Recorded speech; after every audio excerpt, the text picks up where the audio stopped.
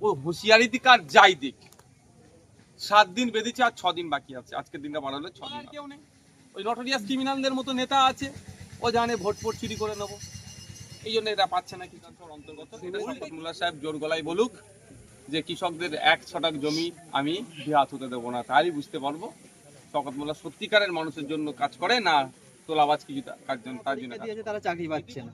চক নেই, ডাস্টার নেই, বাচ্চাদের আপনার টয়লেটের অবস্থা দুরবস্থা, বাথরুম নেই, মহিলারা যে সমস্ত স্কুলগুলোতে আলাদা সেপারেটেড যে টয়লেট থাকার কথা সব স্কুলে নাই, যদিও আছে সেখানে পানীয় জলের দুরবস্থা, নোংরা, বাচ্চা থেকে বড় মহিলারা ঠিকঠাক ওটাকে ইউজ করতে পারে না, এই ক্ষেত্রে কোনো কথা নেই। হসপিটালে বেড নাই, ঔষধ নাই, সেলাইন নাই, এখানে কোনো কথা নেই।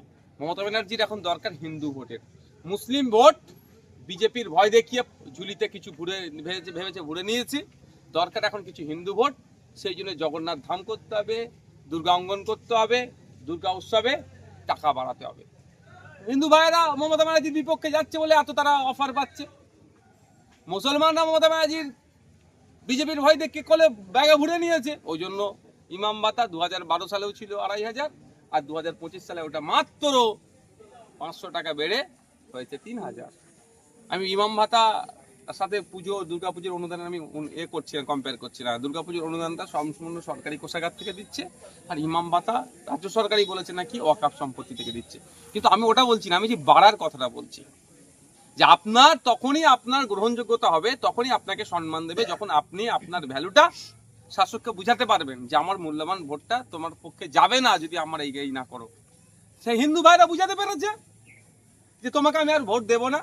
সেই জন্য হিন্দু প্রীতি হওয়ার জন্য, হিন্দুদের বড় লিডার হওয়ার জন্য, শুভেন্দু অধিকারীর থেকে বড় হিন্দুত্বের লিডার হওয়ার জন্য মমতা ব্যানার্জি নিজেকে আপ্রাণ চেষ্টা করছে। ওই জন্য হিন্দু ভাইদের যাতে ফ্যাসিলিটি পাচ্ছে, আর মুসলমান ভাইদের বলার কেউ নেই। ওই নটোরিয়াস ক্রিমিনালদের মতো নেতা আছে, ও জানে ভোট চুরি করে নেবো, এই জন্য এরা পাচ্ছে না কিছু। উল্টে কি হচ্ছে, মার খাচ্ছে। বৈধ কাগজপত্র থাকার পরেও দুর্গাপুরে থানা থেকে 2 কিলোমিটার দূরে 2 ঘন্টা ধরে তাণ্ডব চালিয়েছে পুলিশ, এসে তাদেরকে উদ্ধার করেনি। বুঝতে পারছেন, গতকালকে চুচুড়াতে হয়েছে বিদ্যাসাগর ক্লাবের নাম, যদিও বিদ্যাসাগর ক্লাবের কর্তৃপক্ষটা অস্বীকার করেছে। আমার বিশ্বাস এটাই যে বিদ্যাসাগরের নাম নিয়ে কেউ নামে যে ক্লাব আছে সেই ক্লাবে অন্যায় কোনোদিন করতে পারবে না। এটা শওকত মোল্লা সাহেব জোর গলায় বলুক যে কৃষকদের 1 ছটাক জমি আমি হাত হতে দেবো না, তাহলেই বুঝতে পারবো শওকত মোল্লা সত্যিকারের মানুষের জন্য কাজ করে না তোলাবাজ কিছু তার জন্য কাজ করে। ইতিপূর্বে আমি ভাঙড় বিধানসভার অন্তর্গত ওয়েটল্যান্ডের আন্ডারে যে সমস্ত জায়গাগুলো ছিল, যেগুলো অবৈধ নির্মাণ করছিল, অনেক বন্ধ করিয়ে দিয়েছে, আর কিছু কিছু হচ্ছে সেগুলো বন্ধ করবো। এবার 300 বিঘার যে জমিটার কথা বলছেন, এটা ওয়েটল্যান্ডের মধ্যে অনেকটা পড়ছে, অনেকের কাছে পাট্টাও আছে, এগুলো কোনোভাবেই দখল করতে দেওয়া যায় না। কৃষকদের সাথে আমি যোগাযোগ করছি, বৃহত্তর প্রয়োজনে আন্দোলন শুরু হবে। জমিকে অবৈধভাবে কোনো ইলিগালি যেটা ওরা দখল করার চেষ্টা করতে পারা যাবে না। শওকত মোল্লা বলছে যে টুপি মাথায় দিয়ে লোক জানি সত্যি কথা বলে, কিন্তু আপনি নাকি ভুড়ি ভুড়ি মিথ্যে কথা বলছেন। তাহলে টুপি খুলে কি অসত্য কথা বলা বৈধ নাকি? আমাকে অসত্য পথ অবলম্বন করতে হবে না, আমার লোভ নেই, লালসা নেই। আমি মানুষ সমাজ ব্যবস্থা পরিবর্তন করতে এসেছি। মানুষ সুযোগ দিলে কাজ করব, না সুযোগ দিলেও মানুষের হয়ে বলে যাব। আমার অসত্যর পথ অবলম্বন করার কোনো জায়গা নেই। একটা অসত্য কথা বলেছি, প্রমাণ করাতে পারবে কি? শওকত সাহেবকে আমি চ্যালেঞ্জ করছি। স্টেজে উঠে অনেক বড় বড় কথা বলা যায়, এই কথাটা অসত্য, আমি মিথ্যা বলেছি, এটা প্রমাণ করাতে বলুন তো দেখি। শওকত মোল্লা আরেকটা বিস্ফোরক করেছে আপনার বড় ভাইয়ের উপরে, ওর নাম নিয়ে গতকালকের ভিডিও নয়, যেদিনকে আক্রমণটা করেছে সেই দিনকে সন্ধ্যারই ভিডিও। ও নাকি এখানে নাই, শুনছে, এবার সত্যতা জানি না। ও হুঁশিয়ারি দিক আর যাই দিক, 7 দিন বেঁধেছে আর 6 দিন বাকি আছে। আজকের দিনটা বাড়ালে 6 দিন হবে। গণতান্ত্রিক প্রক্রিয়াতে বৃহত্তর আন্দোলন শুরু হবে। সম্প্রীতির মাটি, ঐক্যের মাটিকে যারা বিনষ্ট করার চেষ্টা করবে, বাংলায় তাদের ঠাঁই নাই, তাদের জেলের মধ্যে রাখতে হবে। আপনাদেরকে আমি একটা খবর পেয়েছি, এখন এটা যাচাই করছি।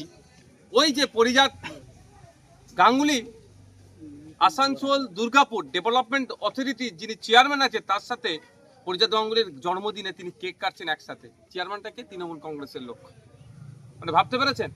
তাহলে হয়তো ওর সম্পর্কটা গভীরে আছে, ওই জন্য পুলিশ অ্যারেস্ট করতে পারছে না বা করছে না, ওসব আমাদের জানা নেই। আমরা চাইবো মেন কালপিট পরিজাত গাঙ্গুলিকে গ্রেফতার করতে হবে।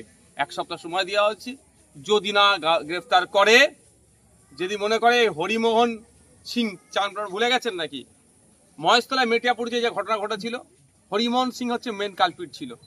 তা একটা সাম্প্রদায়িক দাঙ্গার মতো পরিস্থিতি হয়ে গিয়েছিল, কিন্তু এখনো পর্যন্ত খবর নিয়েছি হরিমোহন সিংকে গ্রেফতার করেনি। যদি করে থাকে ভালো কথা, পুলিশ সেটাকে স্টেটমেন্ট দিক। আর সে এই ক্ষেত্রে যদি এইভাবে মনে করে পরিজাত গাঙ্গুলিকেও ছাড় দিয়ে দেবে, অত সহজ নয়। আমরা শেষ দেখে ছাড়বো, এই অন্যায়কে আমরা কোনোভাবেই বরদাস্ত করবো না। আগের বছর